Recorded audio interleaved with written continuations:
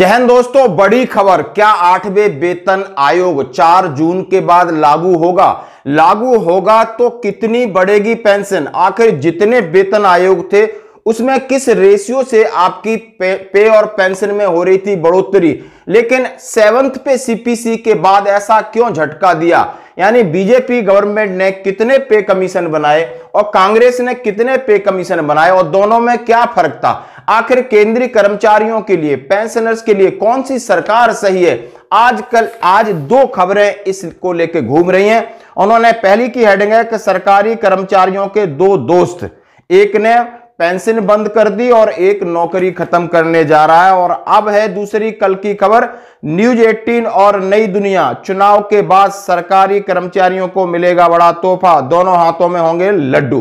पहले खबर को पढ़ते हैं, फिर बोर्ड पे जरूर समझेंगे कि आखिर आंकड़े क्या कह रहे हैं। खबर है कि नई सरकारी केंद्रीय कर्मचारियों के लिए 2024 बड़ी सौगात लेकर आने वाला है। पहले तो जनवरी में उनका डीए बढ़ा 50% और दोनों फैसले। अब इसके बाद उनकी सैलरी में इजाफा होने के लिए, यानी लोकसभा चुनाव 4 जून को समाप्त हो जाएंगे। नई सरकार बनने के बाद सरकारी कर्मचारियों के लिए भी बड़े फैसले हो सकते हैं। और उन्होंने कहा है कि जिसमें कर्मचारियों के लिए 8वें वेतन आयोग के गठन की मांग, माना जा रहा है कि संगठन की मांग पर विचार करने के लिए सरकार के पास काफी समय है और चुनाव बाद इसका फैसला लिया जाएगा। पहले किया था इनकार सरकार ने बीते दिनों 8वें वेतन आयोग के गठन के सवाल पर, कहा था कि अभी ऐसा कोई प्रस्ताव नहीं है, लेकिन हालिया डेवलपमेंट के बाद माना जा रहा है कि सरकार चुनाव बाद सत्ता में आने पर इसको गंभीरता से लेगी और कर्मचारियों की सैलरी में एक मुश्त इजाफा होगा। वेतन आयोग का गठन 10 साल के अंतराल में किया जाता है। पहले महंगाई भत्ते का मिला तोहफा, अब ये है इन्होंने लिखा है। आइए अब बढ़ते हैं कि सरकारी कर्मचारियों को कौन सी सरकार अच्छी है, तो बोर्ड पे समझ लेते हैं। दोस्तों, सबसे पहले बात है कि 4 जून के बाद जो लड्डू वाली खबर हमने आपको बता दी। अब कर्मचारियों के लिए कांग्रेस बेटर है या बीजेपी? यानी 8वां वेतन आयोग आएगा तो कितना होगा फायदा, यानी वेतन आयोगों में कैसे कैसे फायदा होता रहा है, ये कांग्रेस मैंने लिखा है और लिखा है बीजेपी कि कर्मचारियों के लिए कौन सी बेटर है, जरा थोड़ा सा समझना होगा। कांग्रेस यानी सरकार देश पे बहुत दिनों तक राज किया। पहला वेतन आयोग आपका 1947 में बना और 40% की आपकी पे में बढ़ोतरी हुई थी दोस्तों। फिर दूसरे का जिक्र कर रहे हैं, ये जो खबर चल रही कि 50% की वृद्धि और 1959 में दूसरा बना। तीसरा 25% की वृद्धि 1973 में बना। चौथा वेतन आयोग में 40% की वृद्धि हुई और 1986 में इसका गठन हुआ। पांचवा दोस्तों 35% की वृद्धि हुई और 96 में इसका गठन हुआ। और 6th पे 40% बढ़ा 2006 में हुआ। और ये बिल्कुल सही है, ये बिल्कुल सही है दोस्तों, क्योंकि बहुत सारे हमारे जैसे 87 में भर्ती हुए हैं तो उन्होंने 2-5 वेतन आयोग देख लिए।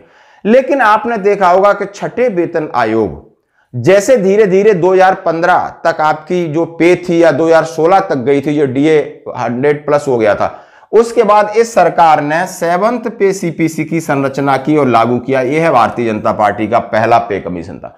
क्या आप 7th पे सीपीसी से आप लगा रहे हो कि कितने % इनकी पेंशन बढ़कर के पे में फायदा हुआ? नहीं हुआ दोस्तों, एक छलावा था और वो छलावा का रिजल्ट आप देख सकते हो। यदि आप पेंशन हैं तो टेबल नंबर 7 देख लीजिए। आप पुराने लोगों की 6 पे कमीशन के 2010, 11, 12, 13, 14 की पेंशन देख लीजिए और अभी वालों की पेंशन देख लीजिए। आप देख लीजिए, आप जेसीओ की देख लीजिए, जवानों की देख लीजिए। अफसर का नहीं मैं कह रहा, इनका कैसे निचोड़ा है, किस तरह निचोड़ा है। तो अब निचोड़ने का काम इन्होंने शुरू किया, इन्होंने हर जगह निचोड़ा है। और चाहे ओपीएस, ओल्ड पेंशन सिस्टम को लगाकर एनपीएस लगाया, इसमें बहुत सारे कर्मचारी रो रहे हैं। अब वही कांग्रेस ने जहां जहां इनकी स्टेट है, इन्होंने पुराना पेंशन सिस्टम लागू कर दिया। लेकिन बीजेपी निचोड़ने वाली पार्टी है। देखो बिल्कुल दोस्तों, 18 महीने डीए कैरियर बड़ी चालाकी से खा गई।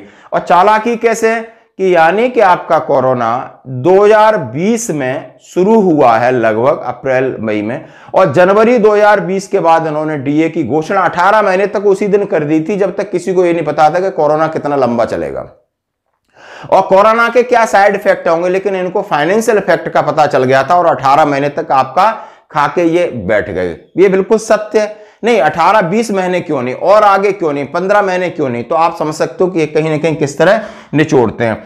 अभी आपने देखा होगा अग्निवीर को नो पेंशन, ये भी इनका एक दिमाग है। ओपीएस एनपीएस किया, पैरामिलिट्री फोर्सेस, रेलवे, फौज बची थी, फौज को उन्होंने ओपीएस में रखा लेकिन अग्निवीर डाल दिया, ये इसका परिणाम है। और दोस्तों आप देख सकते हो रेट ऑफ इंटरेस्ट कितना लो है, फिर भी कम्यूटेशन जैसा है कि 15 साल तक रिकवरी करे जा रहे हैं। अब इनसे आप क्या उम्मीद कर सकते हो कि 8वें वेतन आयोग में क्या ये बढ़ेगी?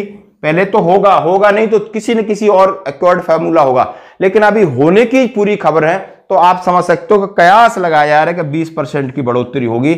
आप 20% की बढ़ोतरी इस तरीके से छलावा होगा कि आप देखते रह जाओगे। तो आप ये फर्क कर सकते हो कि ये एक गवर्नमेंट है जो समय पे डीए सब कुछ देते रही कर्मचारियों के लिए।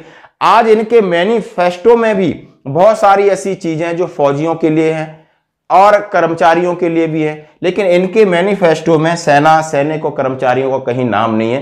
तो ये है इनकी मेंटालिटी है, और हमारा हक है और हमें लेने के लिए बहुत सारी केंद्रीय कर्मचारियों की यूनियंस हैं, और इन्होंने ये दबाव डाला कि 8वें वेतन आयोग पर आप अपना मत स्पष्ट करिए।